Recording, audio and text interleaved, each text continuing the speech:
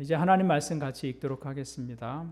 요한복음 5장 7장 53절부터 8장 11절 말씀인데요. 제가 읽어드리도록 하겠습니다. 그리고 그들은 제각기 집으로 돌아갔다. 예수께서는 올리브 산으로 가셨다. 이른 아침에 예수께서 다시 성전에 가시니 많은 백성이 그에게로 모여들었다. 예수께서 앉아서 그들을 가르치실 때에 율법학자들과 바리새파 사람들이 간음을 하다가 잡힌 여자를 끌고 와서 가운데 세워놓고 예수께 말하였다. 선생님, 이 여자가 간음을 하다가 현장에서 잡혔습니다. 모세는 율법에 이런 여자들을 돌로 쳐 죽이라고 우리에게 명령하였습니다. 그런데 선생님은 뭐라고 하시겠습니까? 그들이 이렇게 말한 것은 예수를 시험하여 고발할 구실을 찾으려는 속셈이었다. 그러나 예수께서는 몸을 굽혀서 손가락으로 땅에 무엇인가를 쓰셨다. 그들이 다그쳐 물으니 예수께서 몸을 일으켜 그들에게 말씀하셨다. 너희 가운데서 죄가 없는 사람이 먼저 이 여자에게 돌을 던져라. 그리고는 다시 몸을 굽혀서 땅에 무엇인가를 쓰셨다. 이 말씀을 들은 사람들은 나이가 많은 이로부터 시작하여 하나하나 떠나가고 마침내 예수만 남았다. 그 여자는 그대로 서 있었다. 예수께서 몸을 일으키시고 여자에게 말씀하셨다. 여자여, 사람들은 어디에 있느냐? 너를 정죄한 사람이 한 사람도 없느냐? 여자가 대답하였다. 주님, 한 사람도 없습니다. 예수께서 말씀하셨다. 나도 너를 정죄하지 않는다. 가서 이제부터는 다시는 죄를 짓지 말아라. 아멘. 오늘 우리가 읽은 이 본문은 조금 특이한 본문입니다. 여러분 성경책을 보시면 이 본문이 가로로 묶여 있는 것을 볼 수 있어요. 그리고 가로가 시작되는 부분에 각줄을 달아서 그 밑에를 보면 이렇게 설명하고 있습니다. 가장 오래된 사본들에는 7장 53절부터 8장 11절이 없음, 이렇게 성경에 설명이 붙어 있어요.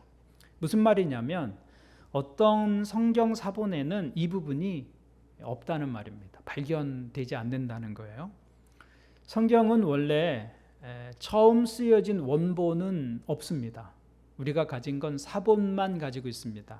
사본도 1장부터 마지막 장까지 다 꼼꼼히 기록되어 있는 사본이 그렇게 흔하지 않습니다. 대부분 단편적인 부분이 남아 있습니다. 그래서 이 여러 사본들을 가지고서 원래에 있었던 원문이 무엇일까를 찾아가는 학문이 사본학 혹은 본문 비평학이라고 말합니다. 그것을 연구하는 학자들의 노력으로 성경의 원문이 우리에게 주어지게 된 것이죠. 그런데 이렇게 괄호로 되어 있는 부분은 비교적 후대의 사본에 나타나는 부분입니다. 오래된 사본, 초기에 기록된 사본에는 나타나지 않기 때문에 원래 본문에, 원래 성경에 이 부분이 있었을까? 라고 의문이 되는 부분을 가로로 묶어 놓은 거예요. 마가복음 맨 마지막 16장에도 이 가로 부분이 크게 있는 것을 볼 수 있는데요. 오늘 이 본문에 대해서 많은 학자들이 이 본문이 원래는 성경에 있었을 것이다 라고 생각합니다. 그런데 왜 성경에 원래 있던 본문이 이 필사하는 과정에서 어떤 사본에는 생략되었을까? 그 이유에 대해서 설명하면서 당시 복음이 전파되던 지역은 주로 부도덕한 이방 종교의 영향을 받았던 지역들이었습니다. 음란이 아주 사회적인 문화가 되었던 그런 도시들이었죠. 자칫 이 본문이 잘못 전달되어지면 예수님께서 음행을 용납하셨다. 나도 너를 정죄하지 않는다. 이런 억지 해석을 할 수 있는 위험이 있기 때문에 초기 사본에는 있었던 이 부분을 이제 말씀이 전하여지면서 이방 종교의 영향을 많이 받는 그런 지역들에서는 이 부분을 의도적으로 기록하지 않은 것은 아닌가? 학자들은 그렇게 생각하기도 합니다. 저는 그런 주장이 일리가 있다고 생각합니다. 그리고 이 본문 자체가 예수님의 성품과 그분이 가르치신 그 교훈에 일치하기 때문에 이 본문이 원래 성경에 있었을 것이다. 저는 그렇게 생각을 합니다. 오늘 말씀을 보면 유대인의 절기인 초막절이 끝났습니다. 그리고 그 다음날 예수님이 기도하시고 다시 성전으로 올라가셨는데, 그러자 남아있던 사람들이 예수님 주변으로 다시 몰려들었습니다. 예수님께서 그들에게 하나님의 말씀을 가르치고 계시는데 율법학자들과 바리새파 사람이 한 여자를 끌고 왔습니다. 그리고는 이렇게 말합니다. 4절을 보면 예수께 말하였다. 선생님, 이 여자가 간음을 하다가 현장에서 잡혔습니다. 모세는 율법에 이런 여자들을 돌로 쳐 죽이라고 우리에게 명령하였습니다. 그런데 선생님은 뭐라고 하시겠습니까? 모세의 율법에 따르면 간음이 드러날 경우 남자와 여자를 모두 사형에 처하라. 이게 모세의 율법이었어요. 그런데 이 여인은 간음하는 현장에서 잡힌 사람입니다. 남자는 없고 여자만 데리고 왔어요. 그리고는 우리가 이 여자를 어떻게 해야 하느냐고 예수께 묻는 것이죠. 근데 이 사람들이 이렇게 물은 것은 정말 이 여인을 어떻게 해야 할지 몰라서 물은 것이 아니었습니다. 6절 말씀을 보면 이 사람들의 질문의 동기를 이렇게 말하고 있습니다.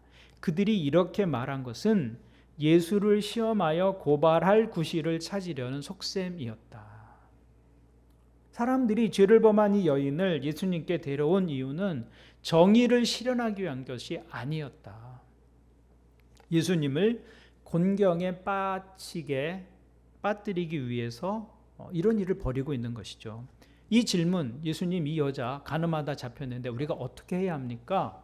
이 질문은 예수님을 궁지로 몰아넣을 수 있는 그런 질문이었습니다. 이들의 물음에 주님께서 할 수 있는 대답은 둘 중에 하나였습니다. 모세의 율법대로 돌로 치라. 그렇게 대답하거나 아니면 용서해 주어라. 둘 중에 하나였죠. 그런데 이 두 가지 대답 모두 함정이 있습니다. 함정. 만일 예수님이 모세의 법대로 해라, 그래서 돌로 쳐서 죽이라고 말한다면 이것은 로마법을 어기는 것이 됩니다. 당시 유대는 로마의 식민지였습니다. 그래서 로마 정부의 허락 없이 누구를 처형하는 것은 로마 정부가 가지고 있는 권한을 함부로 사용한 것이기 때문에 반역죄에 해당됩니다. 그러니까 예수님이 율법대로 이 여인을 돌로 치라고 하면 로마법을 어긴 것이 되고 사람들은 고발할 구실을 얻게 된 것이죠. 뿐만 아니라 그렇게 말씀하셨다면 그렇게 그동안 자비를 말하고 사랑을 말하고 그것을 가르치더니 한 입으로 두 말하는 사람이라는 비난을 받을 수도 있는 것이죠. 그런 위험성이 있었고, 또 하나 그 여자를 풀어주라, 용서해주라 라고 말씀하신다면 이것은 모세가 가르친 율법을 정면으로 반대하는 것이 됩니다. 유대인들 속에서 율법을 어기고서는 유대인들에게 존경받는 선생이 될 수 없죠. 그렇게 되면 예수님의 영향력은 급속히 떨어지고 말 것입니다. 그래서 이것은 예수님을 진퇴양난에 빠지게 하는 아주 교묘한 질문이었다는 것이죠. 모여든 사람들은 이 여자가 간음하다가 현장에 잡혀왔다 라는 말을 듣고는 일제히 돌을 들고 주님의 대답을 기다립니다. 여차하면 돌을 던지겠다 그런 것이죠. 예수님이 모세의 법대로 하시오, 그러면 당장에 돌을 던질 기세입니다. 그러면 이 여인은 죽게 될 것이고 예수님은 로마법에 의해서 고발을 당하게 될 것입니다. 근데 예수님은 아무 대답도 하지 않으셨습니다. 6절을 다시 보십시오. 그들이 이렇게 말한 것은 예수를 시험하여 고발할 구실을 찾으려는 속셈이었다. 그러나 예수께서는 몸을 굽혀서 손가락으로 땅에 무엇인가를 쓰셨다. 예수님은 아무 대답도 안 하시고 몸을 굽혀서 땅에 무엇인가를 쓰셨습니다. 무엇을 쓰셨는지는 알려지지 않았어요. 예수님이 땅에 뭐라고 쓰셨을까? 그것이 지난 2000년 동안 교회가 가지고 있는 궁금함입니다. 성경에 예수님이 뭘 쓰셨다는 말이 단 한 번 나오는데 이 부분입니다. 그런데 무엇을 썼는지는 그 내용을 알 수 없어요. 그래서 성경에 보면 그 밑에 각주에 무엇인가를 쓰셨다는 말에 각주를 달아서 이렇게 설명합니다. 다른 고대 사본에는 그들의 각자의 제목을 땅에다 쓰셨다고 기록되어 있다. 확실하진 않아요. 그래서 이걸 성경 본문에 넣지 않고 각주에 달아놓은 것이죠. 아마 예수께서 그렇게 하신 이유는, 몸을 굽혀서 땅에 무엇인가를 쓰신 이유는 뭔가를 썼다는 것이 중요한 것이 아니라 화난 군중들의 흥분을 진정시키기 위해서 시간을 지금 버시고 계신 것은 아닌가, 그런 의도가 컸지 않았을까 그런 생각을 해봅니다.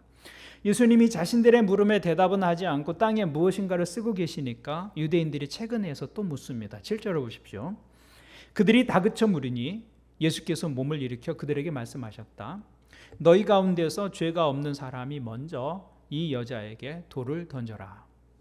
이 말씀은 예수님의 말씀 가운데 가장 유명한 말씀 중에 하나입니다. 너희 가운데 죄 없는 자가 먼저 돌을 던져라. 이것은 기독교인이 아니라도 거의 모든 사람들이 알고 있는 말씀입니다. 그리고 이 말씀만큼 또 잘못 사용되고 있는 말씀도 없습니다. 이 말씀은 예수님이 죄인을 정죄하려고 하는 사람들을 향해서 말씀한 것이죠. 죄인이 스스로 말한 게 아니에요. 죄인이 뻔뻔하게 사용할 수 있는 그런 말은 아닙니다. 나만 죄 지었냐? 너희는 깨끗하냐? 너희 중에 한 사람이라도 죄가 없는 사람이 있다면 그러면 나에게 돌을 던져라. 오히려 뻔뻔하게 그렇게 말할 수 있는 이야기는 아니라는 것이죠. 주님께서 죄인을 향해서 돌을 던지려고 대기하고 있는 그 사람들을 향해서 말씀하신 것입니다. 우리 이 말씀을 통해서 우리가 남의 죄를 발견하게 되었을 때 어떻게 반응해야 하는지 교훈을 얻을 수 있어요. 드러난 죄 앞에서 그리스도인은 어떻게 반응해야 할까요? 주님의 말씀은 먼저 자신을 살피라는 것입니다. 사람들은 자신들의 숨겨진 죄는 생각하지 않고 다른 사람들의 드러난 죄를 향해서 돌을 들고 흥분합니다. 그것이 우리의 모습인 것이죠. 그런데 주님은 우리가 누구를 정죄하기 전에 먼저 너 자신을 살피라. 이게 성경의 죄에 대한 일반적인 태도입니다. 갈라디아서 6장 1절을 보면 사도 바울도 그와 같은 이야기를 하고 있습니다. 6장 1절을 보면 형제 자매 여러분, 어떤 사람이 어떤 죄에 빠진 일이 드러나면 성령의 인도하심을 따라 사는 사람인 여러분은 온유한 마음으로 그런 사람을 바로잡아 주고 자기 스스로를 살펴서 유혹에 빠지지 않도록 조심하십시오.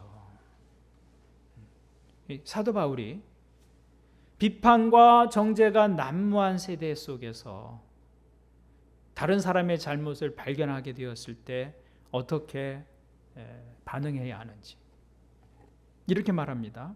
형제자매 여러분, 어떤 사람이 어떤 죄에 빠진 일이 드러나면 그러면 어떻게 하라는 거예요? 자기 스스로를 살펴서 유혹에 빠지지 않도록 조심하십시오. 먼저는 자기를 살피라고 말합니다. 다른 사람의 드러난 죄가 거울이 되어서 자기를 살펴야 한다는 것이죠. 나도 그런 유혹에 빠질 수 있음을 기억하고 조심하라. 그리고 나서 다른 사람의 잘못을 다룰 때의 태도를 이렇게 말씀하십니다. 어떤 사람이 어떤 죄에 빠진 일이 드러나면, 여기서 중요한 단어는 드러나면입니다. 드러나면. 우리는 의혹만 가지고 얼마든지 말합니다. 그랬대 이렇게 말하죠. 아니 땐 굴뚝에 연기가 나니? 우리가 하는 말입니다. 그런데 성경은 그렇게 하지 말라는 거예요. 드러나면 말하라는 거예요. 드러나면. 죄와 잘못이 명백하게 드러나기 전까지는 말하지 말아라. 그런데 우리는 그런 일에 입이 굉장히 빠릅니다. 사실이 알려지기 전에 입이 더 빨라요.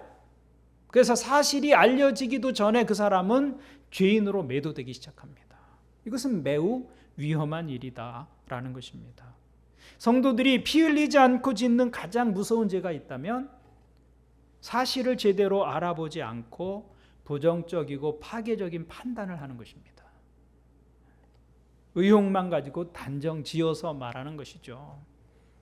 그런데 성경은 어떤 사람의 죄가 명백하게 드러나기 전에는 말하지 말라. 말하기를 더디하라. 특히 요즘과 같은 인터넷 시대엔 한 번 전해진 말을 되돌릴 수가 없어요. 그 디지털 상에 어디인가는 남아있다 그 말이에요.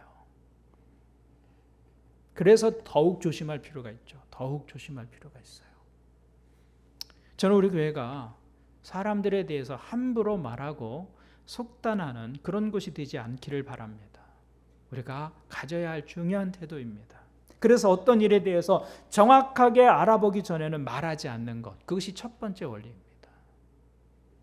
그 다음에 갈라디아서 6장 1절을 계속 보면 성령의 인도하심을 따라 사는 사람인 여러분은 이렇게 말해요.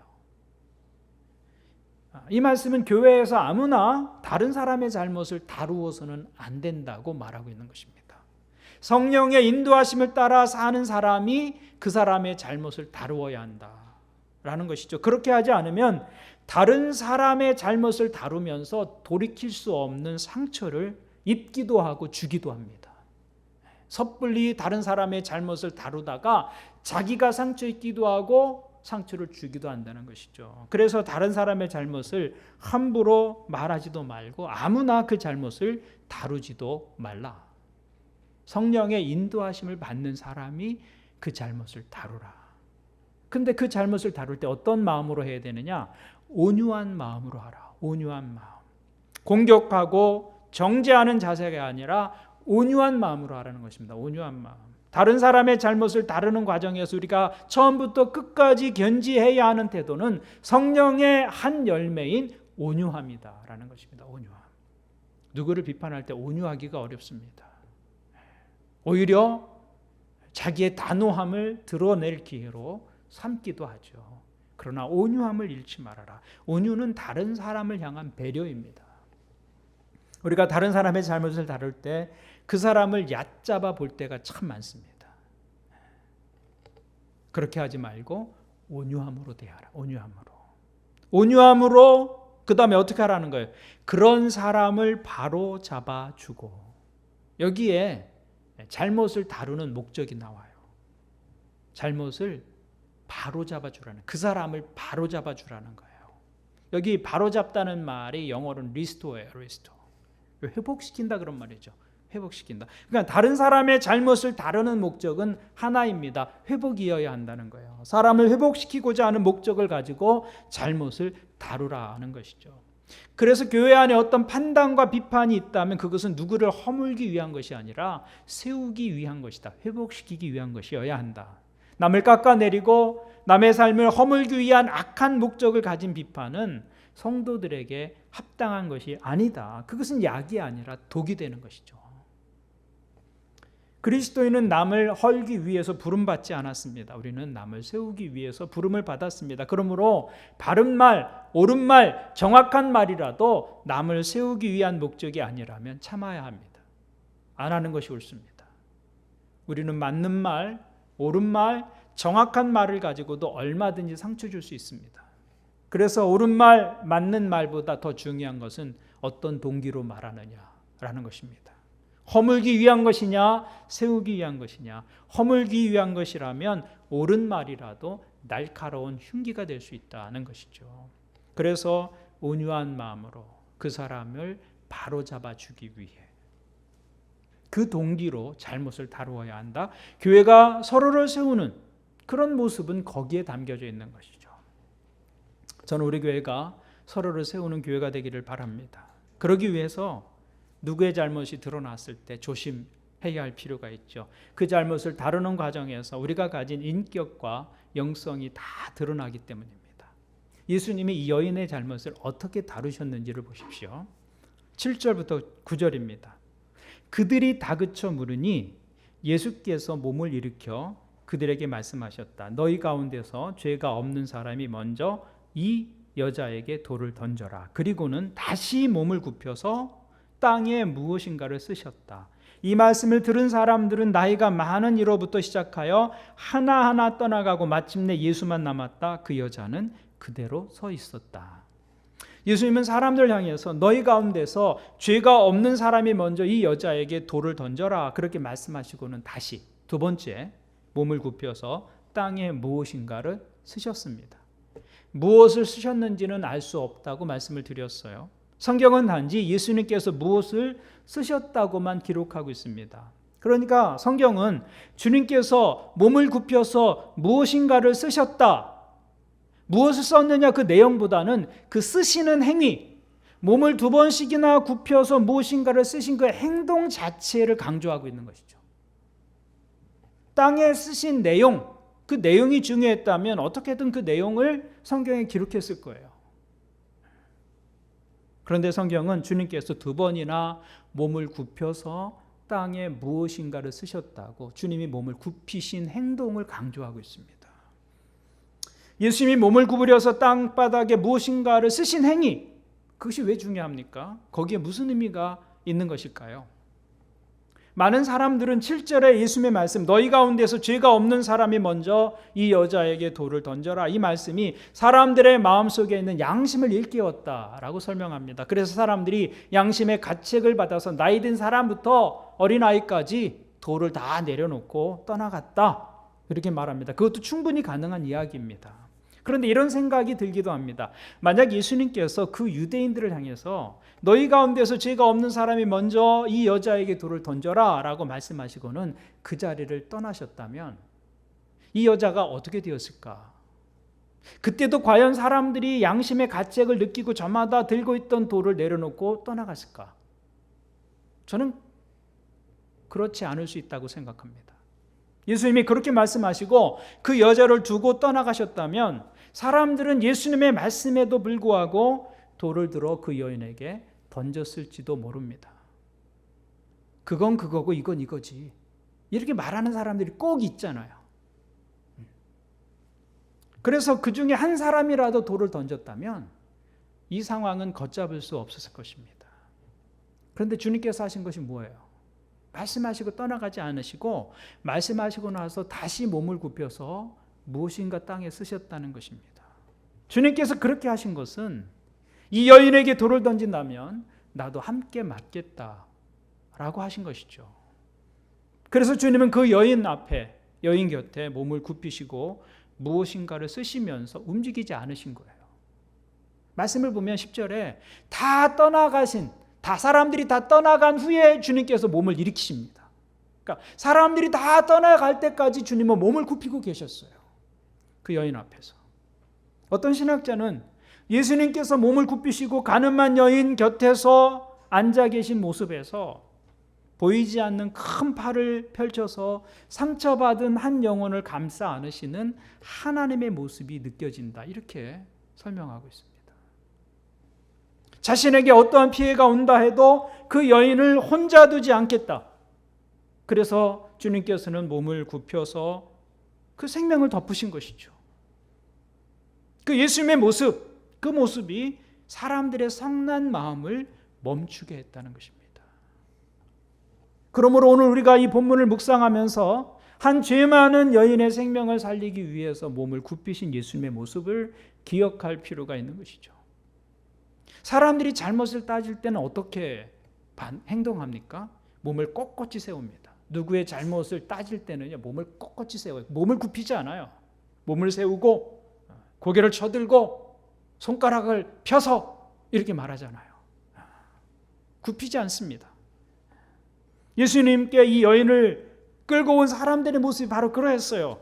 고개를 쳐들고 몸을 빳빳이 세우고 손가락을 펴서 저 여자를 우리가 어떻게 해야 합니까? 말씀해 주십시오. 이렇게 말한 것이죠. 그렇게 행동한 것입니다. 그런데 교회는 그런 곳이 되어서는 안 된다는 것이죠. 교회는 그렇게 몸을 세우는 곳이 되어서는 안 됩니다. 교회는 주님처럼 몸을 굽히는 곳이 되어야 한다. 교회는 몸을 굽혀 그 품에 생명을 안는 곳이 되어야 하는 것이죠. 그것이 주님께서 보여주신 모습입니다. 저는 저와 여러분이, 그리고 우리 교회가 바로 그런 곳이 되기를 바랍니다. 우리가 세워야 할 교회의 모습, 바로 그런 것이죠. 몸을 굽혀서 한 사람을 품는 것입니다.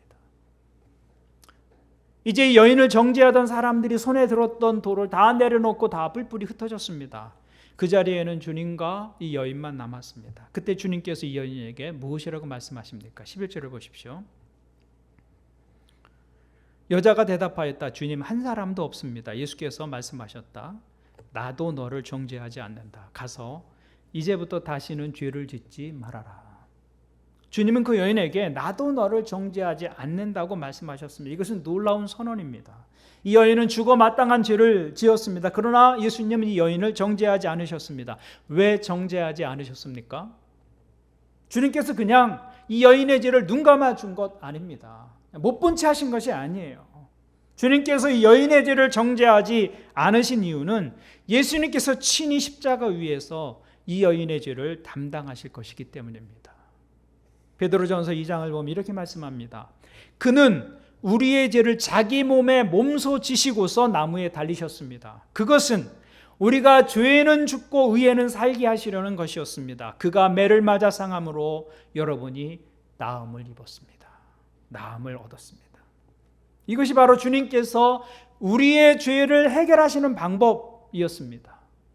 율법은 정죄의 칼날을 들이밀며 돌로 쳐서 죽이라고 말하지만 예수님은 용서의 은혜를 베푸시고 우리가 감당할 수 없는 죄를 친히 감당하시고 십자가 위에서 죽어주신 것이죠. 이것이 바로 예수님께서 우리의 죄를 다루시는 방법이다라는 것입니다. 제지은 한 여인 앞에서 몸을 굽혀 그 여인의 생명을 감싸 안으신 주님께서는 십자가 위에서 죄지은 모든 인류를 그 품에 감싸 안으신 것입니다. 그래서 죄인이 사는 방법은 예수님께로 가는 것밖에는 없습니다. 정죄하지 않으시고 우리의 죄를 대신 져주시고 그 품으로 우리를 감싸 안으시는 예수님께로 가는 것, 그것만이 죄인들의 살 길이다라는 것입니다. 그리고 그렇다면 교회는 주님의 몸으로서 주님처럼 몸을 굽히는 곳이 되어야 한다라는 것이죠. 교회는 몸을 굽혀 그 품에 생명을 안는 곳이 되어야 하는 것이죠. 저는 우리 교인들이 서로를 꼭 끌어안는 모습을 볼 때 마음에 감동이 있습니다. 침례식 마치고 허그식 할 때 모든 교우들이 나와서 그 한 영혼을 꼭 끌어안는 그 등을 볼 때 꿋꿋이 시큰해지고 눈물이 핑 돕니다. 누군가 안기 위해서 등을 굽히는 그 모습이 바로 우리 주님의 모습인 것이죠. 이 말씀 속에 나타난 주님의 모습인 것이죠. 저는 어머니의 굽은 등에서 그 사랑을 느낍니다. 자식들의 생명을 그 품에 안기 위해서 등이 굽으신 그 모습. 그 모습이 우리 주님의 사랑을 닮은 것이죠.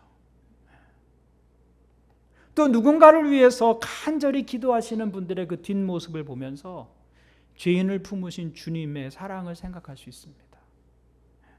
우리가 몸을 굽히고 누군가를 위해서 기도할 때 우리는 그 기도 속에 내가 사랑하는 사람의 생명을 품고 있는 것이죠. 바로 그것이 우리 주님의 모습과 닮은 모습일 것입니다. 저는 우리 교회가 그런 교회가 되기를 바라고 예배하는 여러분들이 그런 사랑의 사람들이 되기를 바랍니다. 몸을 꼿꼿이 세우고 목을 쳐들고 손가락을 펴서 누군가를 지적하고 비판하고 판단하는 것이 아니라 몸을 굽혀서 생명을 품는 교회, 몸을 굽혀서 누군가의 잘못을 감싸 안을 수 있는 교회, 몸을 굽혀서 기도할 수 있는 교회, 몸을 굽혀서 누군가를 섬길 수 있는 교회, 그런 교회가 우리가 이루어 가야 할 교회의 모습인 것이죠. 여러분의 믿음이 그런 모습이 되기를 원하고 우리 교회가 그런 교회 될 수 있기를 주님의 이름으로 축원을 드립니다. 아멘. 우리 말씀을 기억하면서 우리 함께 한 목소리로 기도하겠습니다.